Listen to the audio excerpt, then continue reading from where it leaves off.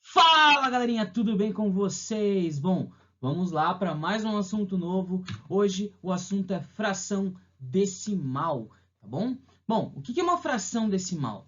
Fração decimal é toda fração que tem como base os múltiplos, no caso, né?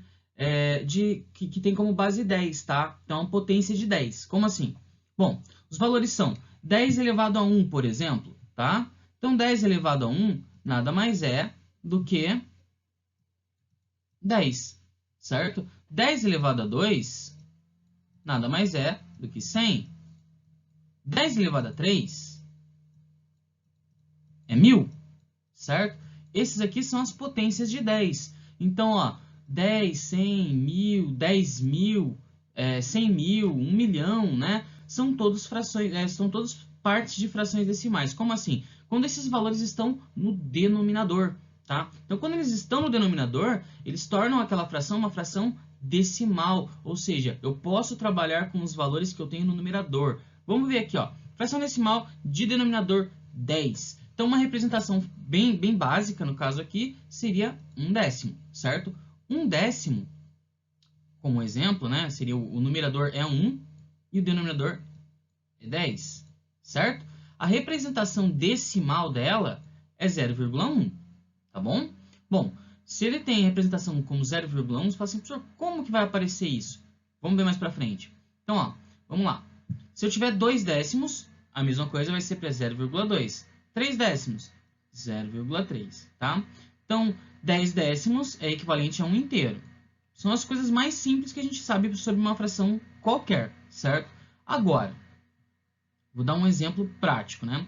45 décimos dá 4 inteiros e 5 décimos, tá? A título de exemplo, 5 décimos, 0,5. 11 décimos, 1,1. O que tem de especial nessas frações? Nessas frações aqui, você vai ter alguns pormenores que são bem interessantes para a gente, tá? Que pormenores são esses, tá? Itens especiais nós temos aqui. Vamos lá. Percebam o seguinte, tá? Nós temos aqui um 0 e o número 1, ou seja, nós temos duas ordens aqui, tá bom? Beleza. Estamos fazendo parte da classe dos décimos aqui no caso, né? Então, vamos lá. Dentro desse conceito, o que eu vou fazer? Eu vou imaginar que eu tenho aqui um número, tá? Tem o 0 na frente e o 1 depois. Como assim o 0 na frente? Este número de algarismos aqui, ele está ligado ao número de algarismos do denominador. Então, se eu tenho um denominador aqui, ó, com 10, eu começo a contar a partir daqui, tá? Mas é claro que a partir daqui, da casa dos décimos, é que acaba tendo efeito, porque aqui eu tenho o denominador 10, tá? Então, a casa dos décimos é muito importante para mim. Por quê? Porque a partir dela, eu começo a identificar os valores. É como se ela representasse a casa das unidades. O 1 é uma unidade. Certo? Se 1 é uma unidade, ele vai entrar na casa dos décimos. Agora eu vou pegar outro exemplo aqui para ficar mais fácil, tá? Se eu pegar aqui o 11 décimos, tá? 11 décimos aqui, ó. 11 décimos, a casa das unidades no 11 é o 1 aqui, não é? Então, eu vou segurar o 11 do jeito que ele é. Vou colocar o 11 aqui, ó. Só que eu tenho duas casinhas, né, no 10, não tenho? Duas casinhas no 10 significa o quê? Que eu vou começar a contar a unidade aqui a partir da casa dos décimos. Essa unidade aqui é na casa dos décimos. Então, ó, décimos, vírgula, inteiros. A mesma coisa para o 5, ó. O 5 é uma unidade. Ele sozinho é a unidade. Então, o que vai acontecer? Eu vou colocar o 5 lá. Ele representa agora os décimos. Por quê? Porque eu tenho aqui o denominador 10. Então, décimos, vírgula, unidade, né? Que é a parte inteira, 0,5, tá bom? Então, basicamente, sempre que eu tiver ali a forma dele, a estrutura dele, eu tenho uma representação. Toda fração decimal de base 10, ela é representada por números decimais e por frações de forma muito mais simples do que parece, tá bom? É a forma da gente representar ela, tá? Então, ele tem sempre uma representação fracionária e eu posso também sempre representar de forma decimal, beleza? Vamos lá, então. Bom, já que nós temos os décimos, nós temos os centésimos e também os milésimos. Então, ó, centésimos, representação fracionária, a mais simples possível, né? Quando a gente tem o numerador 1, é o denominador 100. Representação decimal, parece o 100 ao contrário, né? Bem legal isso aqui.